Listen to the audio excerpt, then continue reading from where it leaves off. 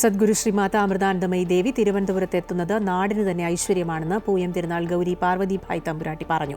5 വർഷത്തിനു ശേഷം അമ്മ എത്തുമ്പോൾ ആ അനുഗ്രഹ പുണ്യത്തിനായി എല്ലാവരും കാത്തിരിക്കുകയാണെന്നും തമ്പുരാട്ടി വ്യക്തമാക്കി.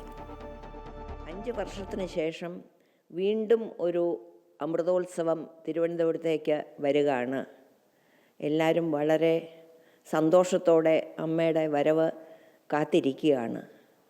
നല്ല ആളുകൾ ഒരു സന്ദർശനത്തിന് വരികയാണെങ്കിൽ ആ നാടിന് തന്നെ ഒരു നന്മയാണ്.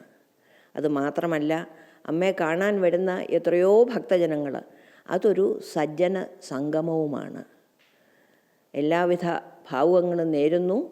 ഭഗവാൻ അമ്മയ്ക്ക് നല്ല ആയുസ്സും ആരോഗ്യവും കൊടുത്ത് ഇനിയും ഇതുപോലെ ധാരാളം കുട്ടികളെ സന്തോഷിപ്പിക്കാനായിട്ട് വരാനായിട്ട് ഒരവസരം ഉണ്ടാകട്ടെ എന്ന് പ്രാർത്ഥിക്കുന്നു.